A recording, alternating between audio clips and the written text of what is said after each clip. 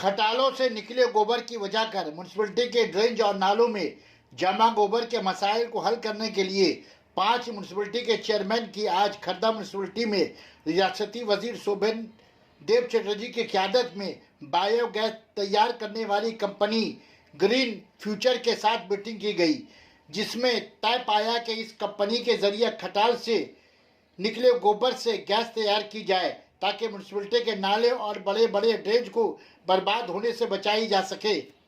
इस मीटिंग में बैठक म्यूनसिपलिटी के चेयरमैन उत्तम दास, टीटागढ़ म्यूनसिपलिटी के चेयरमैन कमलेश साहू, खर्दा म्यूनसिपलिटी के चेयरमैन नीलू सरकार, जगतदल एमएलए सोमनाथ साहू, पानीहट्टी म्यूनसिपलिटी के नुमाइंदा और बैरकपुर म्यूनसिपलिटी के सीआईसी नौशाद आलम, टीटागढ़ म्यूनसिपलिटी के काउंसलर ओम प्रकाश साहू, खर्दा म्यूनसिपलिटी के सीआईसी श्यामदा, खर्दा म्यूनसिपलिटी के आला अफसरान के अलावा काउंसलर हजरात।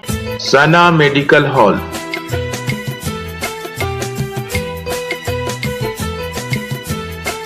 10% discount on every medicine.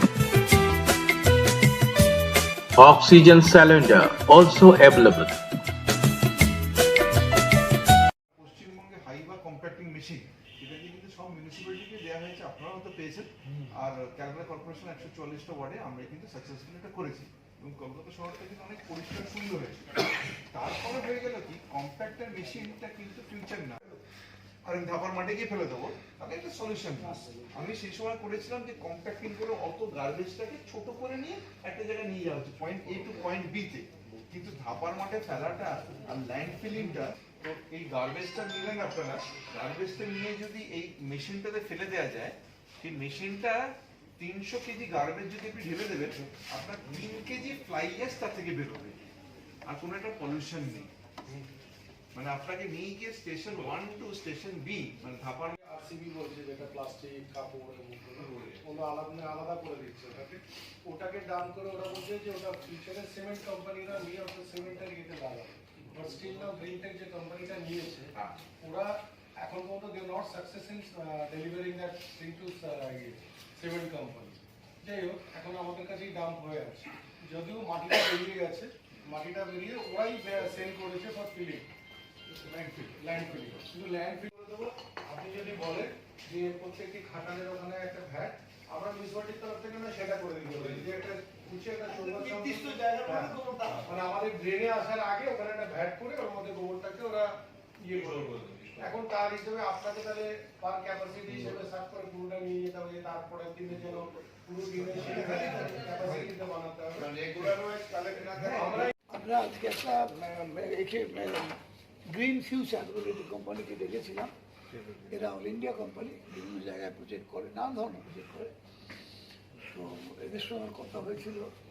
আমাদের এই যে 5টা পৌরসভা আমরা এসেছিলাম, এখানে একটা বিরাট বড় সমস্যা আছে গোবর, যে মূল সমস্যার জন্য কলকাতা থেকে খাটাল তুলে দেওয়া হয়েছিল এই গোবরের জন্য।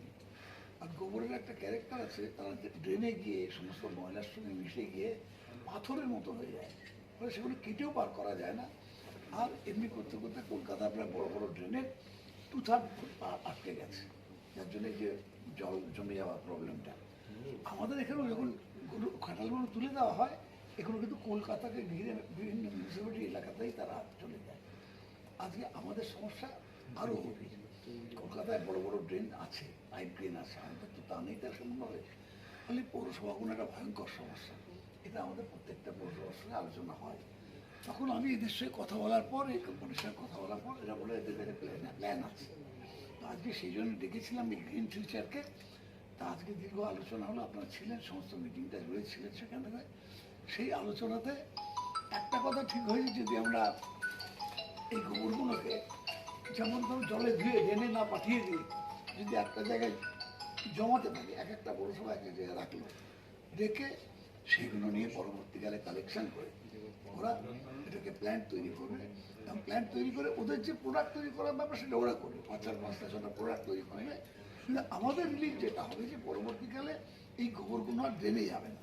আর ড্রেনে না গেলে ড্রেন দিয়ে চোখে হয়ে যাচ্ছে, লাখ লাখ টাকা খরচা করে ড্রেন তৈরি করা হলে তারপর দেখুন সেগুলো চোখ হয়ে গেছে। এই জায়গা থেকে আমরা রিলিফ পাবো।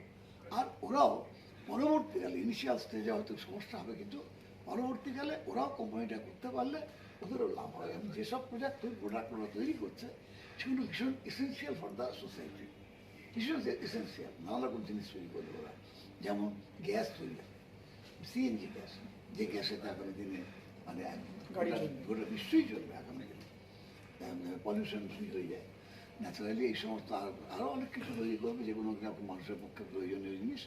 তো আমাদের প্রাথমিক আলোচনা হলো অনেক রকম সমস্যা আছে, টাকার সমস্যাও আছে, সেটা আমরা জানিয়েছি। কিভাবে আমরা উভয়ের মধ্যে একটা কম্প্রোমাইজ জায়গায় এসে একটা প্রকৃত যদি আমরা এখানে করতে পারি, এটা শুধু আমাদের মানে কলকাতা এবং আশেপাশের নয়, এটা আগামী দিনে কিন্তু সারা ভারতবর্ষের জন্য একটা আইডিয়াল প্রজেক্ট তৈরি হবে বলে আমার বিশ্বাস। তো আমরা যতটা কষ্ট করতে হয় করবো, পৌরসভাগুলো যেখান থেকে পারি টাকা জোগাড় করার চেষ্টা করবো, যতটুকু আমাদের সামর্থ্য সেটা চেষ্টা করবো। বাকিটা ওদেরও বলেছি শেয়ার করার জন্য। দেখা যাক যদি আমরা কিছু একটা